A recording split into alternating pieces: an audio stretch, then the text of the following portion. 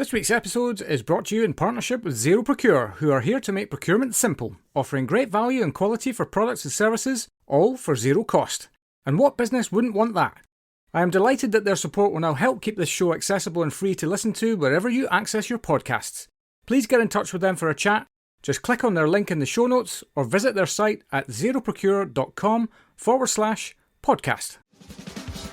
Welcome to a special episode of Hospitality Meets with me, Phil Street. In our bonus episodes, we like to give some airtime to stories and individuals that are doing something just that little bit special. Today's guest is Tom Morphew, CEO of Full Circle Farms and Regenerative Farming Champion. Coming up on today's show, Tom gives us the most original excuse ever for skipping lessons. And I didn't have to go to the lessons I didn't want to go to because I was covered in afterbirth, so... Phil gets into limbo dancing. You know, how low, how low, how low, how low. And Tom and Phil give the greatest rhythmical ending to any show ever. Good stuff. Cool. Nice one. All right, mate. Take care. I'll see you soon. Cheers. Cheers, mate. Bye-bye. Cheers. All that and so much more as we chat through Tom's absolutely epic story so far, as well as getting stuck into a little bit about regenerative farming. Tom's story is absolutely inspirational, not only in terms of how much adversity he's had to overcome to get to where he is now, but also the work he is doing to get regenerative farming on the map. There are so many lessons in here for us all. A huge thank you to Tom for sharing so openly throughout. Please don't forget to subscribe to the show wherever you listen to your podcasts. It really does make a huge difference. Enjoy.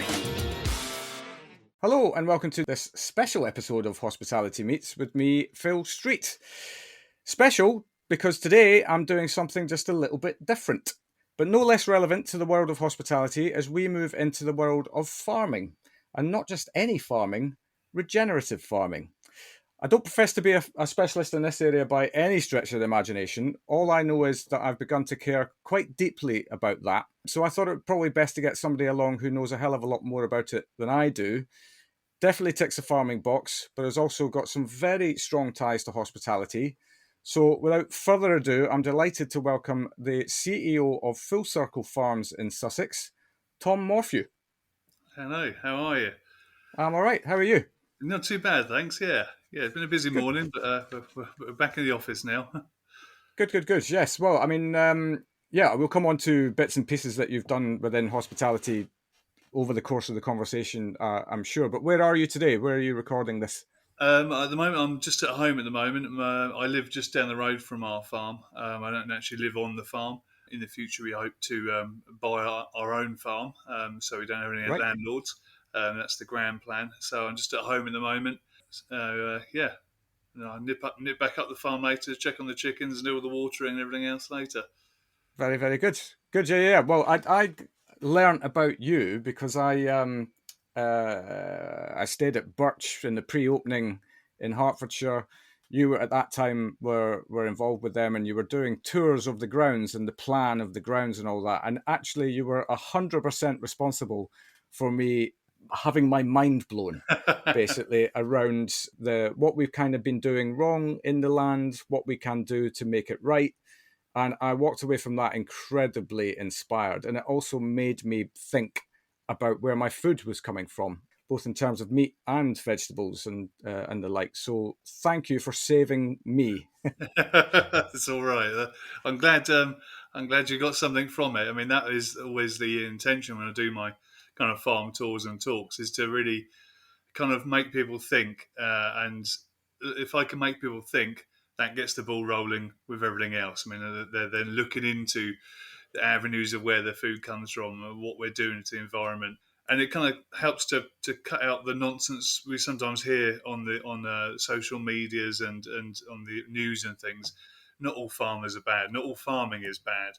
And if farming is done in the correct way, it can actually save the environment and the climate rather than destroy it. So, I'm there to kind of fight the farmer's corner, if you like. Brilliant. Well, we'll absolutely come into that. And we'll delve into that a little bit down the line. But I want to get into your story and kind of how you've ended up here. So, yeah, just take us all the way back to the beginning of your life. How did you get into what you're doing? Well, it all started when I was very, very young. I had my first little business when I was 12 years old. I started a little gardening around in my local village. I used to push a lawnmower around with a big bag on top of it with all my tools in and go and do about 15 or 20 little gardens. And that was the kind of start of my horticultural career. I Right. wasn't very academic. I was a bit of a naughty boy at school. My school I went to, my secondary school, was Oak Hall, and Oak Hall Community College has its own farm on site, which is incredible and Right. a massive lifeline for me. So a lot of the time I wasn't in certain lessons. I was bunking off and I was hiding on the farm. So I got very good at identifying when different animals were going to give birth. And I'd hang around and jump in the pen. By the time the teachers caught or found me, I was in a pen with 2 twin lambs or a couple of piglets or something, and I didn't have to go to the lessons I didn't want to go to because I was covered in afterbirth. So that was Nice. Well, that's what that's probably the greatest excuse that would exist. exactly, Yeah. yeah. Why didn't you do your homework? Because I Yeah, was covered in afterbirth. there you go, exactly. Yeah. And that's where I kind of first, I don't know, got a glimpse of what I was good at. I knew I wasn't academic, and I had no interest in being as well. That was the kind of key thing. I just wasn't interested in it at all. It didn't excite me. I couldn't see the point in it. But what did interest me is what was going on around me. So life, be that animals, plants, the environment, everything. And I spent all of my childhood was spent outside. We'd leave the house at 8 in the morning and wouldn't get back till 8 or 9 o'clock at night. And my mum rung a bell that we could hear from miles away, and we would come back and we would spend the whole day in the woods and in the fields and things. And as I got older, I started working for my dad. My dad was a builder, so I would go and do labouring for him at the weekends. He always told me, don't ever be a builder. You'll break your back. There's no money in it. It's a rubbish job. Go and get a proper job. So I'm okay, I won't do that. Right. At the same time, I was working for local farmers. So I was a fit, strong lad when I was younger. And local farmers, small and large scale, would ring me up and ask if I wanted a day's work or a weekend's work. Some holidays were coming up, lambing time, whatever. And I would go and do lambing. I'd go and drive tractors. I'd be lumping bales onto trailers all day long. And I loved it. And all the farmers told me, don't ever go into farming. There's no money in it. You'll break your back. Oh, hang on. What am I going to do? Lots of Everyone's telling me not inspirational to do stories this. here. Yeah, exactly. So, Is there any money in anything? well, apparently not. No. If you so I decided I'd be a gardener. I'd kind of be in the middle. Right. I'd get into a little bit of both. So I went to Plumpton College. I started my apprenticeship, and it was on a little farm in Linfield. That's where my boss owned his little yard, and we went there every morning. I brought my car from that farm as well, my first car. And after 3 years, I became a decorative horticulturist, got my qualifications. I asked my boss for a pay rise. He said no, and then he went and employed some other people and paid them more than me. So that was me done. So I Nice. left and started my own business. My first proper business I ran when I was 18 was called The Naked Gardener, which is a whole different podcast, probably. But, Fair enough. Oh no, yeah, it sounds like there's a story here for sure. it's a long story. The idea of it was Jamie Oliver was starting up at the same time, and he was the naked chef. I thought, Yeah. well, he seems to be getting some traction with this. I mean, I'm going to be the naked gardener then. And the idea was that you'd see my van drive past and you'd take a second look because it says naked up the side. Instead of just Tom's Landscaping or whatever, it looked different. Yeah. I needed to set myself apart. And that was my first introduction into branding and business, really. So I ran that till 2009. And I was doing predominantly garden maintenance. Garden maintenance turned into rebuilding a doorstep turned into a patio. Patios turned into driveways turned into roads. Garden sheds turned into bespoke tree houses, and landscaping got bigger and bigger and bigger. So at one point, I was kind of one of the biggest landscape companies in Sussex, and we were doing some amazing big projects. It was just mainly me and the dog to start with. Eventually, I had 5 people working for me, and we built some pretty amazing gardens. There's always a dog, isn't there? Always Yeah, a there's dog. always a dog. There has to always be a dog. So Yeah. after a while, I was young. I was only 22 at the height of it, and 2009 came along, and we used to be booked up work a year ahead. That then quickly stopped because of the crisis and everything going on, and house prices dropping, and we had 6 months' work cancelled in 2 weeks. And then another 6 months cancel work, and crikey, so I had to get rid of the blokes and downscale everything. I didn't do it quick enough. I was young. I didn't put any money aside, and I had to fold the whole lot up in the end. So then Right. I thought, well, I can't. And then we were into the winter. Normally in the winter, if it's a quiet winter, I would go and drive diggers and things on building sites. and I do that for the winter. And then when the weather picked up, I go back to the gardening. But there was such a bad winter, there wasn't even any digger work out there. So Right. my wife found me a job as a delivery driver for Tesco's, and this is the start of where hospitality and gardening and farming came together. So Okay. Yeah. I went and worked for Tesco's. I went as a deliveries driver, went for the interview, and they offered me the job as deliveries manager. So I became a deliveries manager. And ironically, the place I went to work at, their big .com store, I'd built the year before, driving diggers and doing all the groundwork. So I Right. knew where it was. That's another full circle. Exactly, yeah. So I was in charge of kind of 200 drivers, making sure they had everything they need to go out on the road and then send them out in the vans to do deliveries. And sometimes I was still doing deliveries. And then as time went on and we got busier in the store, it was a brand new store, I got asked to to deal with the fair share waste food going out. So what's that? And so when we have stuff going near its sell by date, we send it off to this company called Fair Share, and they distribute it out through food banks. I was like, okay, I've heard about food banks and it's needed. That's excellent, cool. So I said to a couple of drivers, the vans are loaded up with stuff for Fair Share. Can you take off to Brighton and go and deal with that? And then about an hour later, the drivers came back. And I opened the side of the van, it was all still full. And I was like, what's going on? They said, well, they're full up. They can't take any more. At the time, Fair Share were a very small company. I said, all right, well, okay. I spoke to my manager. What did all this stuff? He said, I was supposed to go on a skip now. So, right, okay. So, reverse these lorries up to a skip. And we emptied all of that food into the skip. My lord. Packs and packs of Tesco finest steak, boxes of veg and fruit and bread, all going in there, all wrapped in plastic, into this giant skip. And it was breaking my heart to do it. I'm just throwing away food here. Yeah. And then in the car on the way home, I was still hearing on the radio about people struggling to feed their kids proper food and turkey Twizzlers and all this rubbish. And I'm just throwing away Tesco's finest British bred beef steaks. What are we doing? Yeah. Where's it all gone wrong? Where's it all gone wrong? And it all comes down to greed, basically. More. Food's being made cheaper and cheaper and cheaper. So it becomes a throwaway product. Years ago, we would never have done that. And it really wound me up. Needless to say, I didn't last very long at Tesco's because I'm an outside kind of boy and I was stuck in a big warehouse surrounded by food. And it was a very boring job. I put on a lot of weight. So I left Tesco's. And I got a job working in central London. So I went and had lots of different interviews, different people. And I came back one day and said to the wife, I got the job. And she's like, which job did you get? I was like, the one in London. She's like, but you've never been to London. I was like, I have, once now. So that was my first introduction into London. So I started working for the Westway Development Trust as a grounds and gardens manager, looking after all the grounds and gardens under the A40 flyover in between Portobello Road and Ladbroke Grove and White City and things.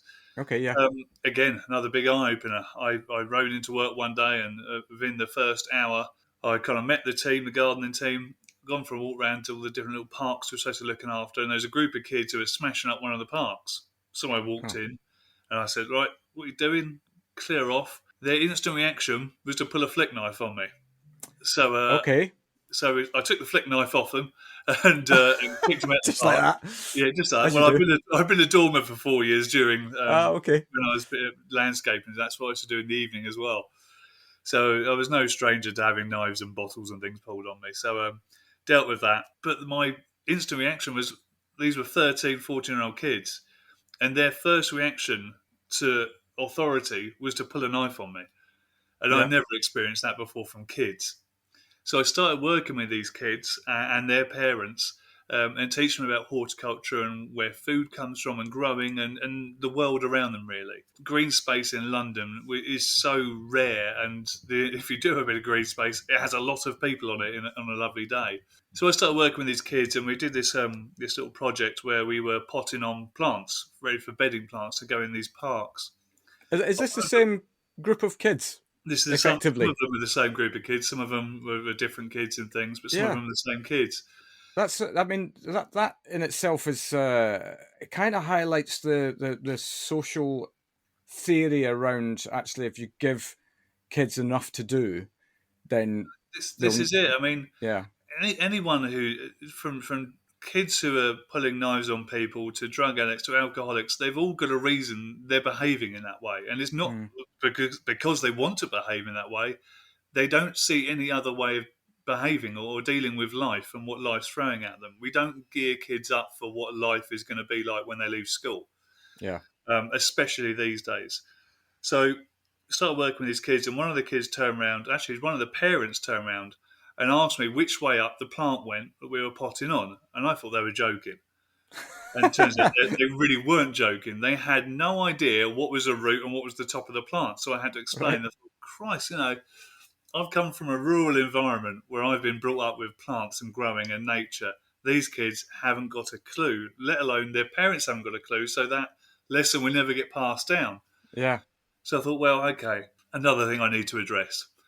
And I was basically building up all this knowledge and all these thoughts. And being dyslexic, that's the way my brain works. I'm always thinking of different ways I can create a business or help people or do something.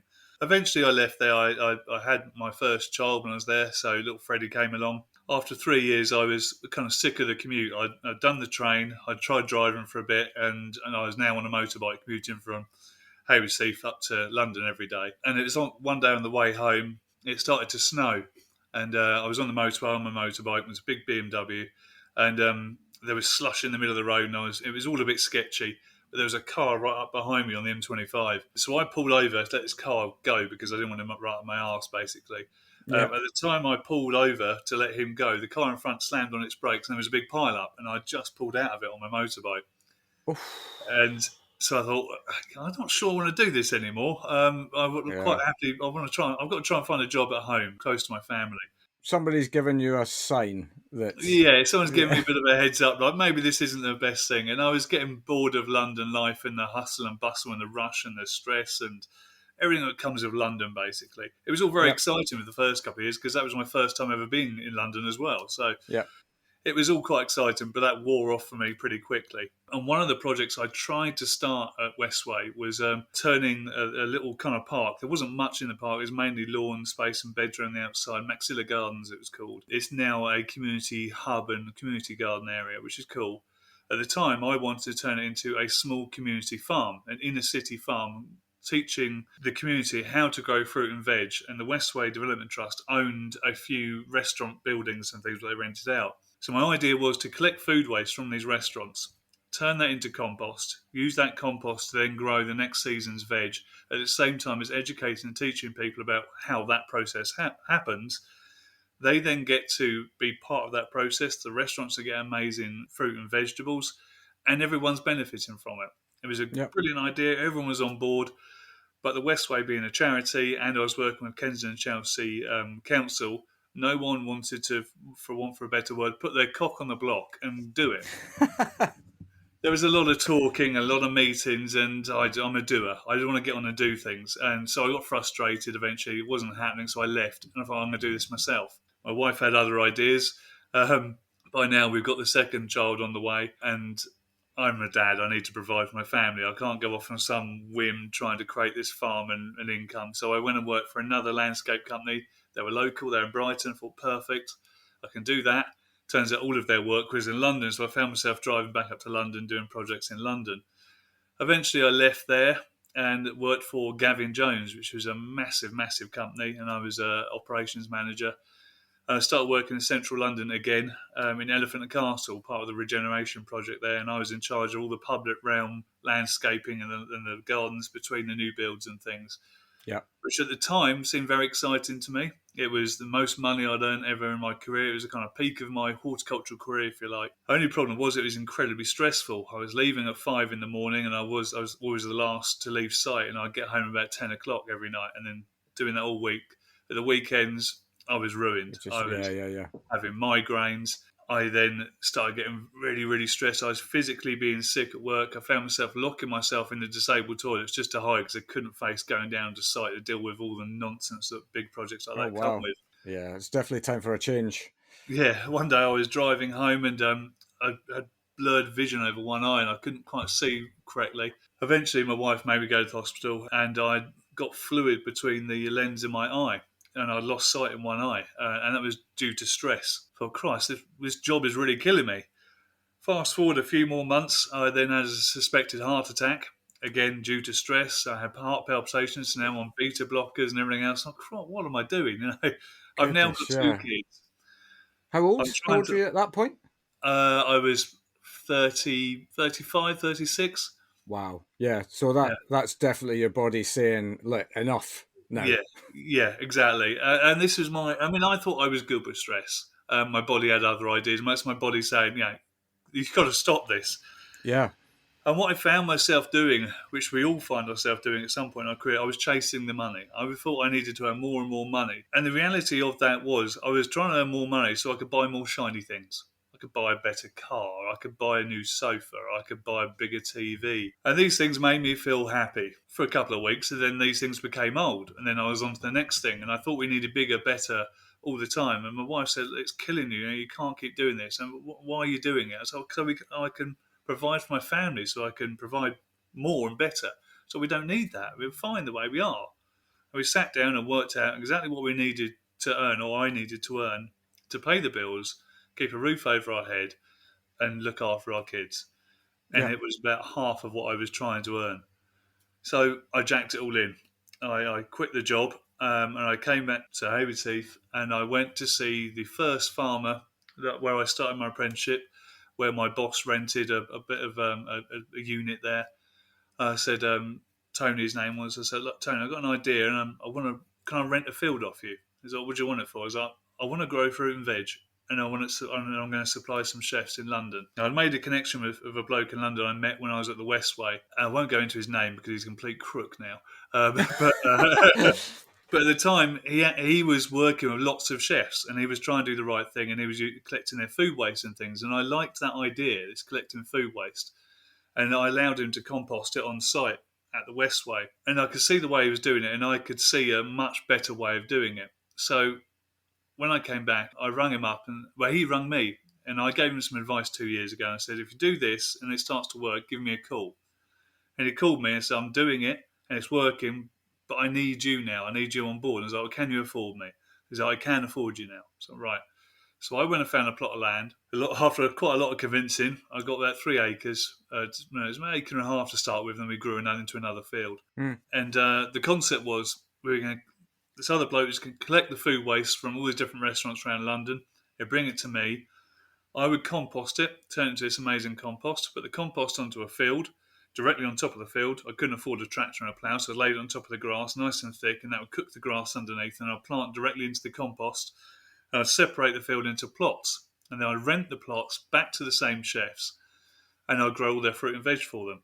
So I wasn't relying on waiting until my crop reached harvest and then sell it and make the money. Every month I would get paid for that plot of land, which meant I could pay my bills and look after Yeah. my family. That's actually a very sensible business model. Yeah. That was the idea. So that's how it started. Dopey bloke would be in London. He would be dealing with the chefs, bring me the compost, the food waste, and then I'd give him the veg and he'd take it back to London. He dealt with all the chefs. I didn't really have any interest in being in London doing that. I was quite happy growing the veg, being in Yeah. my own field. It was great. And Being on the things were land. working out really well. Yeah. Fast forward a few months or a year, and I was starting to get a lot of pressure on me from this other bloke saying the chefs aren't happy, I need to produce more. And I was like, I can't really produce more. I'm right from the start. I decided I wasn't going to use artificial fertilizers and I wasn't using any chemicals. That Yep. was a given. It was never going to happen. And he was pushing me to produce more and more and more. And he said, the chefs aren't happy with the veg you're producing. It's got to be better. And I was like, none of it was making sense. The stuff I was growing was incredible. It was amazing veg. I was eating it myself. It was great and it looked great. And I was producing a lot of it. I was filling up a Mercedes Sprinter van twice a week from my 1 acre plot, Wow. 1.5 acre plot. Yeah. So I thought, well, there's something not right. And this bloke, and he didn't seem like he was being honest with me, and something was wrong. So I started Full Circle Farms, and I started an Instagram page. And a few of the chefs cottoned onto this, and all these top chefs all know each other. So Robin Gill realised that I'd started my own company. I was the farmer. I was the one growing the produce. We had spoken a bit beforehand, so he did know about me, and he'd been down to see me. We filmed for Saturday Kitchen, so we had met each other. So other chefs noticed he was following Full Circle Farms. They all started following me, and then most of them were our customers, because I wanted to flush out what was going on. So I was doing little videos, and it was me harvesting this beetroot at 4 a.m. on a Monday morning, a cylinder of beetroot looking lovely, and I'd put it in a box, and I'd make sure I'd say the date and the time I'd harvest it. And then I started getting messages from the chef saying, that beetroot you harvested on Monday, we didn't get it till Thursday, and it's now all soft and wilted. So, right, Right. that's where we've got a problem then. Yeah, something is going Something awry is here. going wrong, yeah.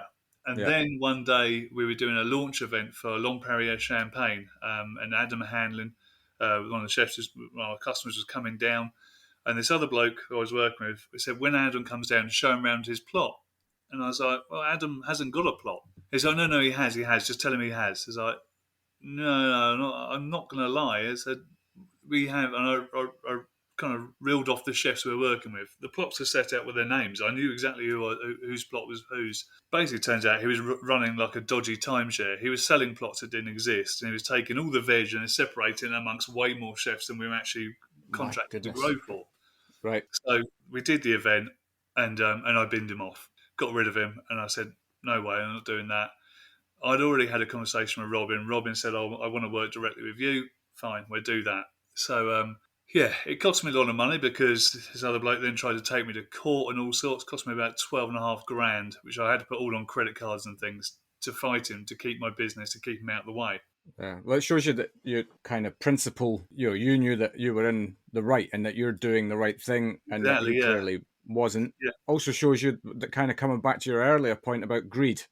Yeah. Here we are again. Yeah, greed. Yeah, and that's what was driving it all for him. It was just greed, more and more money. I mean, there was the potential to make a huge amount of money out of what we were doing, but that wasn't my plan. I'd already, like I said before, I'd already tried to chase the money. It didn't make me feel very well.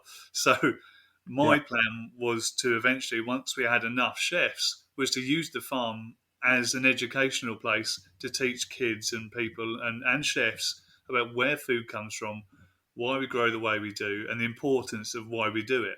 So fast forward a few more months, and I was struggling a bit. Robin Gill's other restaurants hadn't opened up yet, so he wasn't able to rent them out plots and pay me the money I needed. I was trying to help him out, and it was getting really, really tight.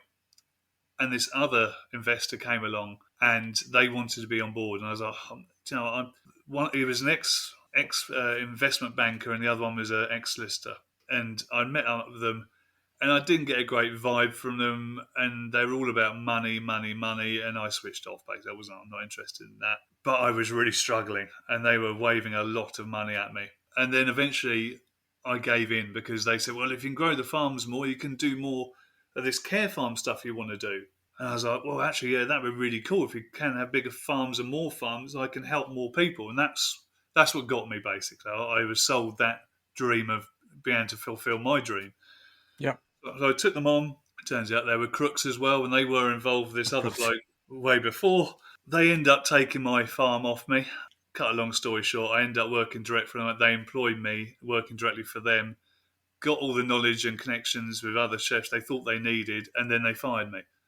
But they legally had all the farm, all my employees and all the equipment and everything else, and all the chefs. But again, after a lot of money I didn't have, I fought them through. They tried to make me bankrupt personally and tried to make the company bankrupt, and basically blackmailed me and said if I gave them the trademark for Full Circle Farms and I stopped farming and I didn't do this anymore, they would drop all the kind of legal stuff on me. And I couldn't do it. I said, no. No. I mean, that's you, right? That's your identity. Yeah, exactly. It's my identity. It's my trademark. It's my name. It's what everyone knows me for being. So I stuck to my guns, and cost a lot more money than I had. And I fought them in, kept fighting them, and eventually got rid of them. They've now personally gone bankrupt themselves, and everyone else is trying to sue them because they didn't pay people's wages for 3 or 4 months. They weren't paying They were taking the contributions to their pension and keeping it themselves. They were making people work through furlough. They were absolutely hideous crooks, and everyone left them. And of course, I stuck to my guns. So all the chefs I was working with all started to come back. But now I'm at a different level now. Now I really, if you were a chef and you didn't believe me, and you went and worked with them, I'm afraid you don't get to work with me now. I was telling the truth.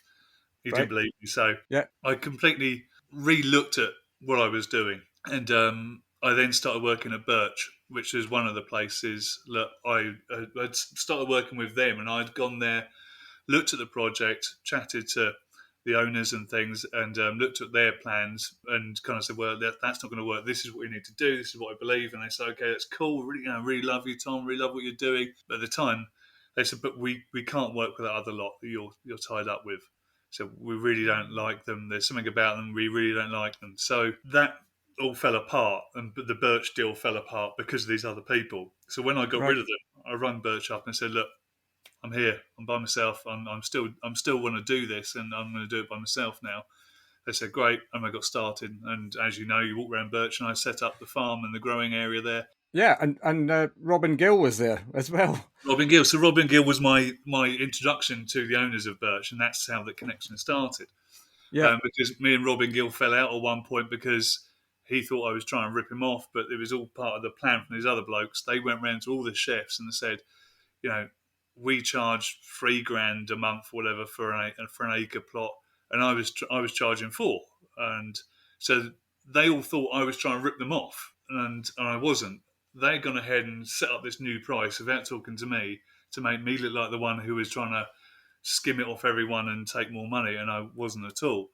So yeah, they'd started sowing this seed and cast it and trying to dirty my name, basically. Anyway, me and Robin had a chat. We got back together. It was fine. Got back into Birch, built Birch, and that provided me with the income. I knew Birch wasn't going to be forever because it's a big corporate. They're a big corporate kind of entity, and their main focus is their bottom line, which is fine. So I'd taken it as far as I could take it, and then they wanted to take on their own gardener and things, and I basically got pushed out to a point they just wanted me to do the tours. I'm very good at talking and talking about the whole thing, but I can confirm you are. Yeah, because well, you definitely. I mean, you absolutely. That's what I said at the top of the show. You properly inspired me yeah, with the way that you talked about it and the way that you kind of came at it. Like the solutions are here. This wasn't a doom and gloom discussion about all the things that are yeah, wrong. Yes, we're aware of the things that are wrong, and here they are. yeah. But we've got the tools to be able to fix this. Yeah, and that's always been my kind of drive forward. I mean, you've got the Greta Thunbergs of this world who kind of blame everyone, but they're not coming up with any solutions. Yeah, And to be honest, the solutions are under our feet. It's the soil. It always has been, and it's always been there. But that doesn't make anyone a lot of money. So there's always other extravagant ways of doing things when actually it's very, very simple. So they wanted me just to do the tours and do the talks because that's what people really loved. But again, my morals got the better of me. I couldn't go around there talking about all the right things to do if they weren't going to be doing them. And yeah, it wasn't me in charge of it. That had been given to someone else. So it made me feel very uneasy and I couldn't do it. So I walked away. And I came across a little plot of land down here, which was an old kitchen garden. And we were given it. I pay £1 a year for it and thought, right, this is my opportunity. I was still kind of working at Birch a little bit at the time. So I was working 7 days a week, 2 hour drive up to Birch, 2 hour drive back, and I was nearly knackered. But I thought I need to do this a little bit longer because I need to create my dream, this farm. Many years ago, at the original farm, I met a man called Dave G. Dave G was a landscape gardener. In his previous career, he was a military policeman. And he used to come to the farm quite regularly and chat to me. One day I said to Dave, like, how come you've been down the farm most of the week? Have you not got enough work at the moment? He's like, well, I have, I've got loads. He said, but I'm having a bit of a wobble at the moment. And I was like, what do you mean a wobble? And he said, well, I've got PTSD and I just can't face going to work and dealing with stuff at the moment. He said, but come in here and chatting with you really helps me. And I quite like this. And this farm is yeah, beautiful. I was like, okay, yeah, cool. It got me thinking. And years ago, I used to build sensory gardens for specialist schools for kids with special needs and things. And I thought, well, actually, there's something here. I can educate people, but I can also possibly heal people with this farm. So we got chatting to a few other ex-military lads who were suffering PTSD. Got to the farm, worked with them, and cut a long story short, they got them back on their feet and went back to work. So I thought, well, this is something fantastic. here. So I Yeah. looked into it, and it turns out it's called horticultural therapy, gardening with a posh name. I thought, So it's right, actually a thing.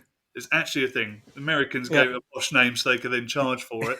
I thought, well, I don't want to charge for it. I've already created an income from working with these chefs. I can get double whammy from this farm. I can help people, educate people, and get people back on their feet and give them the confidence to get back to work and things, and possibly even grow our own farmers, our own chefs, and get people engaged and infused by all this. Yeah. So I thought, well, this is what I need to do. So we came across this land. I took it on. I promised my friend Dave I would never give up, or never give up and never give in. It's the motto we have. Me and Dave were going to start this garden army company together, and its sole purpose was going to be to help ex-military staff suffering from PTSD. Then I started looking at the causes of PTSD and the sufferers, and there was ambulance service, fire brigade, and people in general life as well. I thought, well, maybe I'll just open the doors to everyone. So what the Garden Army stands for is actually helping everyone and creating an army of people who help each other. And one of the biggest problems I had on the farm was labour, because it's all done by hand, weeding, planting, seeding, it's all done by hand. Well, I thought, well, if I could get lots of people on the farm, get them involved in doing all this, working together, that addresses my labour problem. I'll be doing what I've always wanted to do in helping people and educating people on where food comes from, and creating a real community farm where we're doing the right thing for the environment, we're doing the right thing for the community and society, and producing amazing food from it. It's a no-brainer to me. That's what I needed to do. It was going to make me feel better. So in hindsight, it was a completely selfish thing. It means I didn't have to go to London and try and earn money. So I created my own job, and it's something I really love doing. So we decided we're going to do it together. But that's the best way. Yes, it's on the sort of, if you can use the word selfish, but ultimately you're doing something that you care deeply about. Yeah. And the byproduct of that is that you also get the opportunity to help other people, get out of something that they're stuck in. Exactly. And there is no, for me, there is no better feeling than helping people, opening their eyes and educating them all at the same time from something that is completely easy for me. I mean, I've been doing it for years. Teaching me how to grow a bit of veg and prune a tree and things is so easy for me. But for other people, it's absolutely incredible, and they love it and they latch onto it. And I love seeing that and that enthusiasm.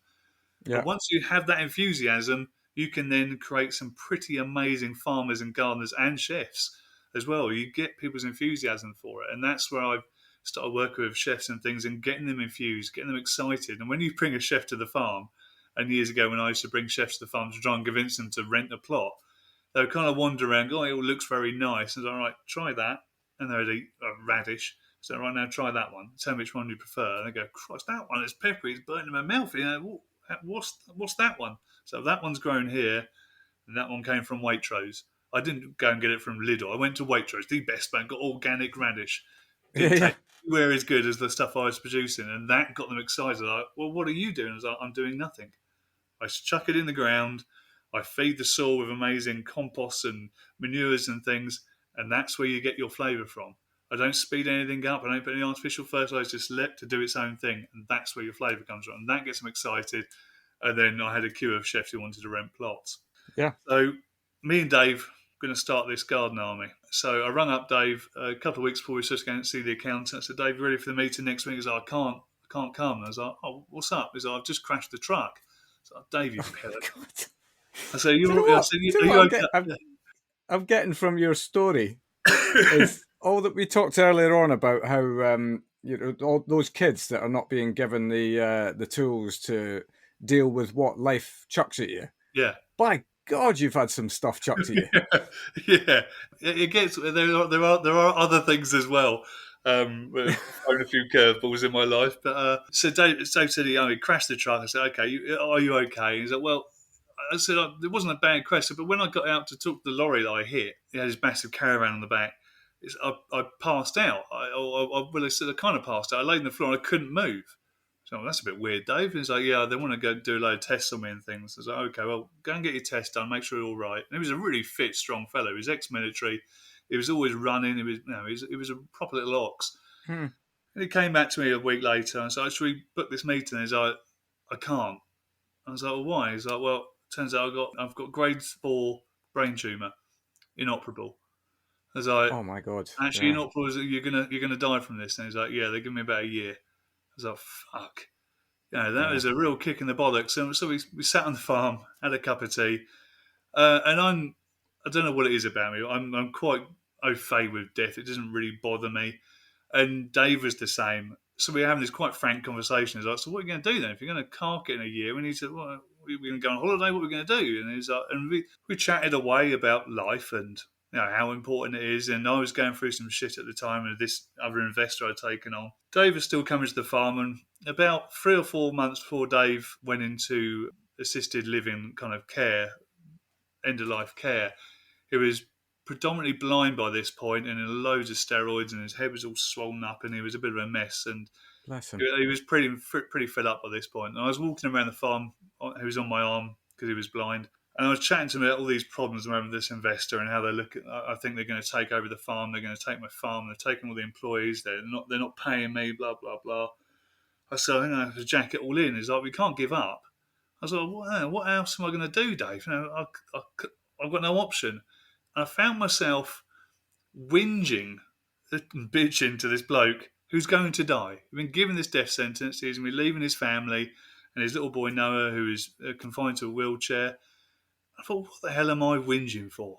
I've got a healthy wife. I've got 2 healthy kids. I've got a roof over my head, and I'm healthy. Most importantly, I can still provide for my family. I thought, shit, you're right, Dave. And he's like, you never give up. You never give in. He said, promise me you'll never give up. He said, they can take the employees. They can take the farm. He said, they haven't got you, which means they haven't got a business. He said, you're the only one who can make this happen. So I promised him I wouldn't give up. And a year and a half after he died, I went to his funeral in full John Deere overalls. He was brought in the back of a John Deere tractor. And we buried him, and we had a good piss up. And it was a good send-off for him. But I'd made this promise I wasn't going to give up, and I would start the Garden Army one day. So we started the Garden Army in Dave's name. We've only been going a year, and we have 46 regular volunteers from all walks of life, with autisms, with learning difficulties, with PTSD, with depression, with anxiety, all these different things. And this farm is utterly incredible, and I'm massively proud of it. One of the things I needed to do with this farm was I needed to create an income, because, yes, I can plant and grow lots of stuff, but I didn't have an income at the time for it. So we partnered up with Sodexo, and my mate, Ben Dutson, who runs Sodexo Live, and got chatting to him. And I said, this is what we're doing. Got him to the farm. I knew if I could get a chef to the farm, I knew I'd be able to sell it. That's it. Yeah, totally. They're in. Got him to the farm. He's like, right, we've got to do it. It's amazing. It's incredible. We're going to be part of it. So we are partnered with Sodexo now, which means I can pay my mortgage and pay for a little bit of the running of the farm. It's still very, very tight, because all my wages still, most of it, after I pay a mortgage, all goes back into running the farm. So we're still looking to earn more money and create a more sustainable model. But the model is there, and we're tweaking it. And once we've got this model sorted, we want to roll it out across the whole of the UK. And we want to start all these little Garden Army farms to help chefs and people all around different cities and things, and start getting back to collecting food waste and turning it into compost and educating people on the whole process. And that's what then kind of links me with people like Raymond Blanc. So when we do the Chelsea Flower Show, I'm on stage with Raymond, who's become quite a friend now, which is amazing. I know he's a very famous chef and everyone knows him. To me, he's a very, very kind old fella who's just a lovely, passionate man. And I just see him as this, like a granddad, if you like, and he's just this amazing fella. And we have chats and we talk. So next year we're going to do Chelsea Flower Show. We do the hospitality area. So we normally grow a little bit of veg, and there's a garden designer who comes and plants it out. And this year we took the tractor up there, and we had a bit of a display at the front. And each year we're going to do bigger and better, and really get that word out there and educate people on regenerative farming and why we need to look after our soils and things as well. And Raymond's massive behind it, and all these top chefs have now really got on board, and they're like, well, they need amazing ingredients. The only way you can have amazing ingredients is you don't, pardon my French, fuck around with the soil. This is where your food comes from. It's where life comes from. And if you mess around with it and you try and speed things up and you get greedy because you want things quicker, faster, you want to ramp up production, you're just going to make yourself ill. And that's why we have this rise in chronic illness and things, because of the crap we're eating. And then you see on the news, we're all panicking because farmers are running out of fertilizer. If we hadn't been so reliant on fertilizer, we wouldn't have this problem. And when you watch Jeremy Clarkson's show, and he did amazing. I mean, love him or hate him, that show was really good. And he could have approached that in many different ways, but he approached it like a rich idiot, which is exactly the way he should have done it. He's got this farm. He has no idea what he's doing.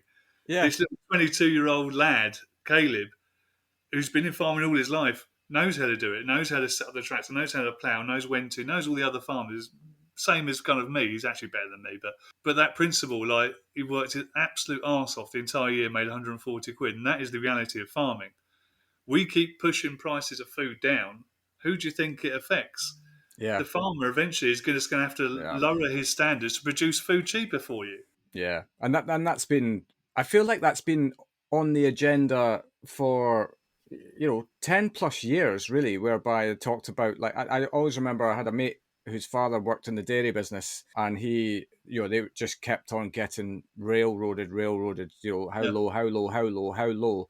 And ultimately, that has a limit, right? You either yeah, put people out of business because they're just not making any money or enough to sustain. And yeah. who wins?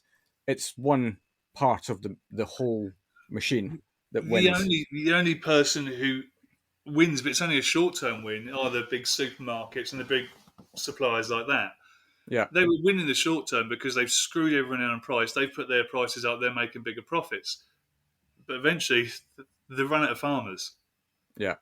and then they've got to import it. And that's where we are now. We used to be such a big, strong. That's why we were invaded by everyone, because we were such amazing farmers. We had such amazing soil and land. Everyone wanted to come here to farm and steal our land. And now we import everything, and we've paid our farmers to sit on their arse the last 30, 40 years on subsidies. And we've become comfortable with that. Yeah. But now what the government is looking to do is they've got this new great idea, this new regenerative farming bill, where you won't get any subsidies as a farmer unless you're farming in a regenerative way. Well, guess what? Most of our farmers are now in the late 70s, 80s. Do you think any of those farmers are going to get back into full-scale farming again? They're knackered. They've been Mm, beaten up for years by the government and by supermarkets and things. They've had enough. And yeah. guess what? They've told all their young people coming through, don't ever be a farmer. You'll There's no break your point. back, Yeah. there's no money in it. So where are all No. our farmers? They're all buggered off. They're all retired to France, most of them actually, most of them on time. You're going So now growing we've got, vines. yeah, so now we've got these kids, these younger kids who are going to college, agriculture colleges, and they're being told, the same as I was being told when I went to college, if you want to look after a big estate or a big farm, you need to do your PA1 and PA6, your spraying licenses, because otherwise you won't keep on top of your pest and disease and the weeds and things. And all these kids are getting into £200,000 tractors, and that to them is farming. You Right. sit in a £200,000 tractor and you drive around all day, and I still do it. I still go and do some contracting work to keep my hand in with that side of things. And I sit in a £200,000 John Deere tractor for 16 hours a day, driving around farms, collecting silage and tipping into pits and things, or spreading muck. The contractor I work for, he does an amazing job, and he's right on board with kind of injecting the muck into the ground, sort of spraying it everywhere so he gets more effect and all this kind of stuff. So he's doing the right thing. But what I've noticed is, first of all those farmers have been beaten up for years. I mean, farming has the highest suicide rate in any industry. Goodness.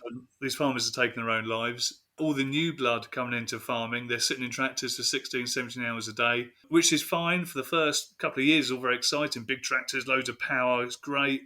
And then they realise they haven't got a chance to meet any girls or boys. They've got no relationships. They're getting older. They want kids. But they're in a tractor 17 hours a day, so they don't get to see anyone. And they're getting Yeah. depressed because of that. And they've got no real life, and it's just work, work, work. Now these kids are now talking about taking their own life and suffering depression and drinking too much and all this. So we're not even skipping a generation. We're skipping We're a not even couple of skipping a generations. generation where this poison is carried on. So Yeah. what we want to do is we want to get hold of our own farm, a relatively big farm. We've only got 3.5 acres at the moment. We want to get hold of a farm, between 10 and 300 acres, and we want to run the whole farm in a regenerative way, but educate the next generation coming through and prove to them that you can make a very good living from just slowing down, just taking a step off the gas. Don't worry about your £200 tractor. My one cost me £5,000 a few years ago, so 1956. I bloody hate the thing now; it keeps breaking down, but it still does the job. It plods along. Yeah. But most is done by hand anyway. So we want to educate kids, and we want to do courses on this farm and say, well, look, there is a demand for rare breed pigs. The hospitality industry want saddleback or Tamworth, because the flavour in the meat's incredible and it's slow grown, and we use the pigs to kind of turn the land over for us and put that fertilizer back into the soil. Yeah. got loads of rescue chickens. Get a load of rescue chickens and then produce eggs and sell eggs. You might get 200 or 300 eggs a day and you can sell them. Get some heritage seeds, start growing some really old crops, but not monocropping, not 20 acres of the same thing. Break them up. Have a 20-acre field, by all means. But in that 20-acre field, you're going to have 100 different rows of 100 different varieties of veg. And then do pick your own and things like that. And just try and set up smaller businesses within agriculture, then take this young lad from college and then set him off and go, right, can you go and run one of our farms? You're going to run this farm as a normal farm, but at the same time you're going to be helping educate people, helping people who are a bit down the luck and building people back up again. And that will give them a real sense of being part of a community. They're going to see people every day. They're going to be talking to people every day. They won't be lonely. They're going to be giving back to society. And we're producing amazing food from it. What we sell at the farm at the moment is make us all healthier and so on and so forth. Healthier, we'll be stronger because we're eating the right stuff. Chefs will be getting amazing ingredients rather than just ringing up whoever just to deliver stuff to them. They'll be more engaged with food, which is where we need our chefs to be. And that excitement and that enthusiasm will go through to the customer. So when you go to a restaurant and that chef comes in and goes, we've got an amazing bit of beef here. It's actually from one of our farms that we rent a plot of land with Farmer Tom, and there's a Dexter beef and it's free roamed and they help manage the land. And then that enthusiasm will come across to the customer who might be paying slightly higher prices, but they'll be happy to pay those prices because the stuff on their plate is incredible and it's supporting all of what we've just spoken about as well. Yeah. And this is where I see the hospitality industry, the higher end of the hospitality industry to start with, going towards. But now working with Sodexo, I see it kind of filtering down into bigger hospitality kind of events, Ascot and things like that. And all of a sudden, we are now educating 4,000 people a day at Ascot or something, feeding them with produce that we've grown regeneratively. And that story is filtering through. And you probably might remember when I did the talk at Birch, I finished with the fact like what I want you to get from that talk was I want to change something in you that you go away and go, I'm not going to buy that cheap pork. I'm going to save up a bit more and I'm going to buy the more expensive stuff because then we all start eating less meat. That addresses that little thing. And you may not be able to afford all organic food, but if you buy a few things on your shopping list organic, all of a sudden the trend starts to change in those supermarkets, and that filters down to us farmers growing the produce, and then we start changing things then.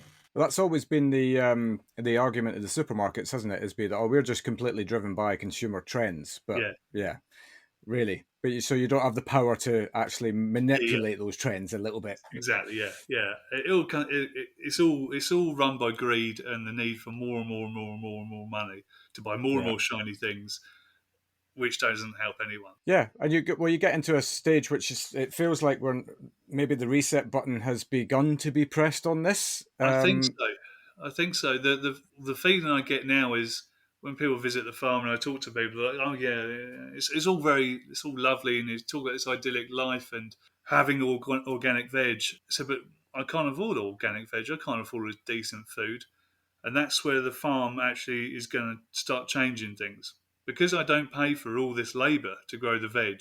The veg and all the meat we eventually will have on the farm is actually a byproduct of what the farm stands for. The farm stands for growing people. We grow people and the veg is a byproduct. So I don't need to make a lot of money from the veg. So I sell the veg very cheaply because I want everyone to access it. I'm not just middle class. I want everyone to access it. I want families on low income to access decent food, to feed their kids decent food. And that's the difference with this kind of blinkered approach to we've got to produce lots and lots of food, and we've got to do it cheap because that's what people want. When if we actually change the model slightly and we use the farm to do more, not just the farm's close and we grow veg, if we can charge chefs for plots of land rather than trying to sell the crop, the stress on the farmer is reduced. The farmers then got maybe a bit more time to have more corporate away days and things on the farm and educate more people and make the farm like a bit of a tourist destination, but with the purpose to educate people on the whole process. Then all of a sudden that farmer's got a better income from all this happening, and the veg can be sold. I think he's still going to make money from it, but not up here. He can sell it very cheap and try and sell it direct or whatever. Yeah. and that starts to address that problem. I mean, I did a test, and for a month I shopped organic and local. I didn't buy anything that wasn't local or British organic. And it cost me £375 at a shop, and we got through it in a week. Wow. Yeah. And that's the And there's reality the of it. problem. I Yeah. can't Yeah. afford it. Yeah, and a vast majority of consumers would be the same. And I always remember Hugh Fernley Whittinstall doing the kind of the chicken thing a Yeah, few yeah, years back. yeah, exactly. Yeah, which was all great, and he is trying to do the right thing. But I can't afford £25 fully organic reared chicken, Yeah, so I have to buy them. I try and buy British, but it's going to be a £5-6 bird rather than the 20 odd quid. Eventually, we'll start having them on the farm, so I can live off the farm a bit more. yeah, Yes, this is the reality of it, and especially now with the cost of living, and this will affect hospitality as well. The first thing to kind of get the elbow is going to be going out for dinner, isn't it? If you can't afford to put yeah, food in the cupboard, you can't afford to go out for dinner. So again, the hospitality industry is going to get absolutely hammered and really struggle. So we need to find a way to support the industry, which in turn supports us, which in turn supports the economy. So educating people on this process will hopefully help and hopefully keep the hospitality industry, because there's some amazing chefs out there, but they're losing the will to cook, if you like, because they're leaving the industry, and now it's so hard to get your hands on a decent chef because they've just had enough yeah. and they've got families to feed. It's all part of the same process and mindset, though, isn't it? About in terms of what you're talking about with regards to farming and it being all about cheaper, faster, more Yeah, kind of thing. It kind of comes down to the chasing the money thing that you're talking about earlier on within your own life. It's actually the same in business. If businesses are focused purely on the chase the money focus, then something in that process is going to be broken because of it. yeah, totally. Yeah, And that's then when you start, things will break down and they'll ultimately get to a point where something has to change fundamentally because yeah, either there are not enough chefs anymore, there are not enough farmers anymore. So we need to press the reset button and figure out how do we re-inspire and make sure that everybody who is involved in this process is going to win and is going to come yeah, out. yeah, Not everybody's going to be rich, but you'll be yeah. rich But in life because you'll be eating better, you'll have more and this time. is it. The concept of money and being rich is what everyone's striving for. That's what Instagram encourages you to be. You want the fancy watch, you want to have all these lovely things around you. My little boy, Freddie, who's now 8, he turned around to me a couple of weeks ago and he said, "Daddy, are you rich?" I said, "Yeah, I'm the richest man on the planet." He said, "Are you?" I was like, "Yeah." He said, "Have you got loads of money then?" I was like, "No." He's like, "Well, how are you rich?" I was like, "Well, I've got you boys, I've got a roof over my head and a beautiful wife. I said, and I'm healthy, and you're healthy, and Mum's healthy, and Yeah, we've got a farm, and we're outside all the time. yeah, you're I've got doing something every you're single passionate thing I about. ever wanted. That's Yeah, why I'm rich." And that he remembers that now, and because he was starting to want to buy things, and he's very interested in money now, and he's very good at. He's got more money than I have. Um, but this focus was becoming on money, and I wanted to change that and educate him that it's not all about money. People always say, having money doesn't make you happy. It makes it bloody hard to be miserable if you've got loads of money. Don't get me wrong. It yeah. will, if I had a load of money, life would be a lot easier. I wouldn't be struggling so much. But I think part of that struggle is what actually builds us up, which is what Yeah, makes us stronger and more resilient, is actually having that I mindset. believe in that. I believe Yeah, in that. I think if everything is too easy all of the time, then it's kind of, why are we here, right? I mean, it's, you need yeah, challenge. You need to find that thing that gets you off your backside and yeah. actually gets you And doing something.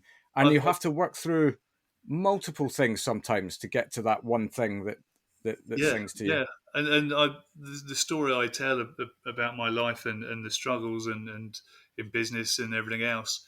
I talk to kids about that in school sometimes. So I've done a couple of talks at schools with kids who are seen to be underachieving, and they're the naughty boys and girls. And I get them in a class, and I had one group at Oak Hall actually, and the teacher asked me to tell them the story about, because from when I left school to where I am now, and I was like, well, okay, so do you want me to, do you want me to ease back on some of the language? No, no, just tell them. Like, so I did. And these kids they couldn't kind of believe it. And they were saying, oh, like, school's crap, school's hard. And I was like, no, school is the most easiest part of your life. You don't know it now. I said, well, when Yeah, you leave this school, that's when the real kind of shit hits the fan. you've then got to start working. You've got to try, and then once you're working, you then got to start paying bills. You've got life to deal with. You're going to have relationships that are going to break down. You're going to struggle to get a mortgage. You might even lose your house at one point. You're going to want a car. You might crash the car and then have credit cards to pay and all this. I said, life is bloody hideous. So you get tough of it now, or what we That'll see get in on top of you. society now is this massive breakdown in our mental health because we're just not prepared for what life gives you. And it Yeah. will keep kicking you down, and you just got to keep getting back up. But people can't get back up these days. And they lay there and go, oh, life's difficult. Oh, I've got depression. I've got this. I've got that. The other. Okay, well, we need to build you up then. And that's what Yeah. the farm does. And it's about building people up, giving them the confidence, and key is giving them the resilience, is teaching them resilience that you carry on. You never give up. You never give in. And you just keep pushing forward because life isn't going to get easier. No one's going to give you a break. So you've got to find a way to make it work.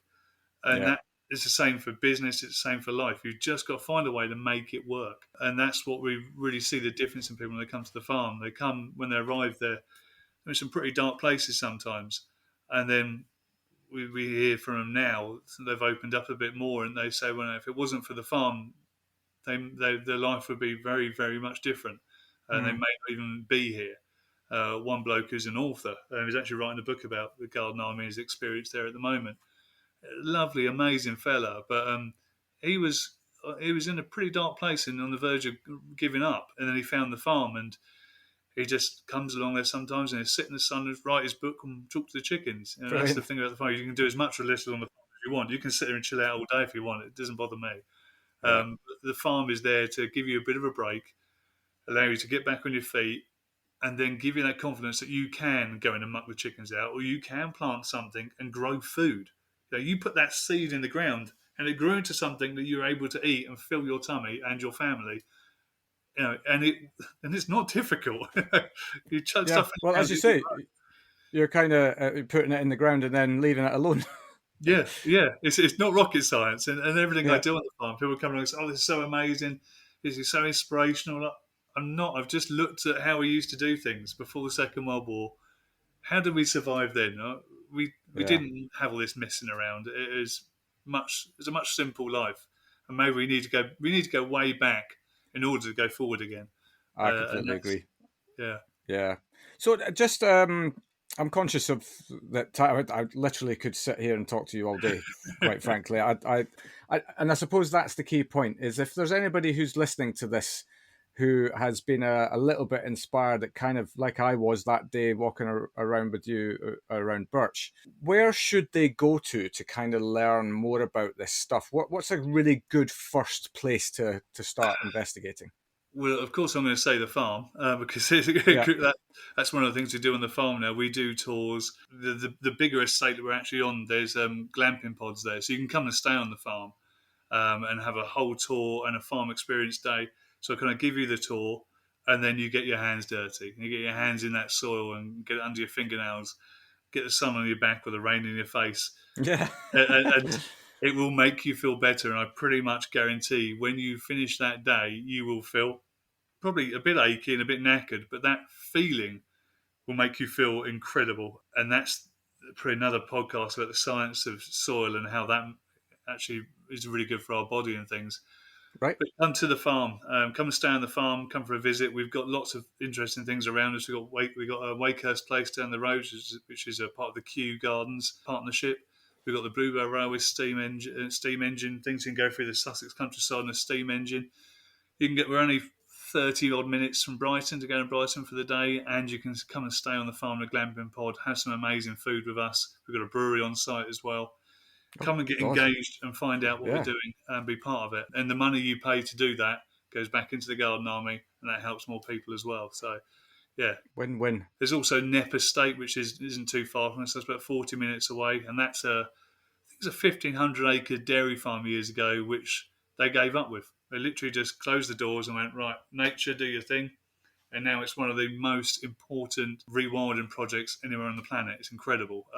Right. So that's another really interesting. Come and see us, have some food, have a drink, have a look around, get involved for the day. And the following day, then go to Knepp and see the next stage on, see what happens when you let nature do its thing. It's incredible. So there's Yeah. a lot you can do down here. good books to read are Wilding, which is about Nep Estate, and it's an audio book as well, so that's quite good. And then a couple of kind of films to watch. There's Kiss the Ground, Ah, it's and a belter. and Need to Grow, and another one called Little Farm or something, or My Little Farm. That's another really good one. It's about a couple who wanted to start their own small regenerative farm in like a desert when they started. But yeah, really interesting the journey of that and the struggles and things. But yeah, they're all interesting things, and there's more coming out all the time. Yeah. Well, as it gets more interest in it, isn't it? That's it. That's the Yeah, thing, and I think yeah, it's Woody Harrelson that narrates the Kiss the Ground. I think, if I remember correctly. yeah, So they're yeah. getting high profile people to kind of That's narrate these things as well, and yeah, the more people who've got power can actually maybe affect exactly. change. It's making sure we keep that balance between the people who've got the money and the power to do these things, and then how do we make that accessible for everyone, and how do Yeah, we if you're lucky enough to inherit some money and you want to buy a plot of land, there should be something there to help you, encourage you, and support you in creating your own place to grow your own food. And that's what I do on the side. I do some consultancy work. So if you have a plot of land or a farm, or you inherited a farm, or you own a farm and you just have a contract farmer come in and do it, but you're concerned that things aren't going quite the right way, or you want to make sure that farm's there for the rest of your family, then I can come along and have a look and educate you and help you. Because for me, it's more important that more people try than and succeed than try, and in the first season it all goes wrong and they just give up with it. yeah, Because as soon as you give up, some people aren't resilient enough to keep going. So I want to be there to help people to who want to grow their own food. But it could be on a rooftop, it could be in a countryside, it could be in a city farm. I'm there to help get these projects going, support them, and keep them driving forward to then pass on to the next custodian to take that land on and grow for the local community and things as well. So yeah, fantastic. Great stuff. Yeah, I mean, I suppose the question on that then is if people do want to connect with you on this, yeah. even if just to come and visit and have a look and nosy what you're up to, what's the best way for them to get in contact with you? They can go through the website, which is www.garden-army.com, and you can have a look, see what they're doing. You can email us through there. You can email me directly, Tom at garden-army.com, or give me a call. My number's on the website, and have a chat. And yeah, but initially, the best thing to do is come down and get stuck in. And really immerse yourself in it. If it's something you want to go into for as a career, then why not come down and volunteer for a few weeks and get a real feel for it? Because when you look at our farm, it looks idyllic, it all looks beautiful, but it's a lot of hard graft sometimes. Yeah, And yeah, yeah, the reality of it, if it is your back is going to ache and you're going to have a sunburnt neck and you're going to have a weird farmer tan like me. So so it is really hard graft, but once you get yourself conditioned to that, the rewards are massive. But yeah, so yeah, my suggestion sometimes is come and get involved for a few weeks. If you want to do it yourself, come and get involved for a few weeks, see what actually is it entails, and then off you go. And we're trying to support you as much as we can to go on. And if anyone wants to start another care farm somewhere, I'm there to help and advise. I'm the Garden Army is my baby and it's something I believe in, but I'm fully encourage more and more people to do this, because if more people do it, we help more people. This isn't about me protecting my brand or something. Go and do it, and yeah. we'll help you where we can. Fantastic. Thank you so much. There's definitely a lot left to unpack yet, I think, Yeah, with this. We're just scratching the surface. This was just really, I suppose, to give people a taster of something really positive that's happening in and around hospitality. I mean, you're clearly linked very closely to the world of hospitality, and everything else that you're doing is just wonderful. So you've thank you. had to walk through your own pile of dung to get to where you are, Yeah, but yeah, what's it? Sly Stallone says, "It ain't how hard you can hit; it's how hard you can get hit and keep moving forward." that's it. Yeah, Yeah, yeah, yeah. So you're clearly doing that, and we can take a lot of inspiration from that. So thank you. thank you so much for your time. No problem. Thank you so much, Tom. I wish All right, you all the very best with the project going forward. thank And you. yeah, I would very much like to have another chat with you about the science Yeah, yeah, as well. yeah, So we'll maybe do that again as a yeah, special in the definitely. future. Yeah, definitely. Love to, mate. Good stuff. Cool. Nice one. All right, mate. Take care. I'll see you soon. Cheers. Cheers, mate. Bye-bye. Cheers. And there we have it. What a phenomenal journey Tom has had so far, demonstrating what it's achievable when you never give up and never give in. He's given us so many great snippets. A massive thank you to him for that. We'll be back on Wednesday at 8 PM with another belter of a story from hospitality, but until then, thanks for listening, and we'll see you then.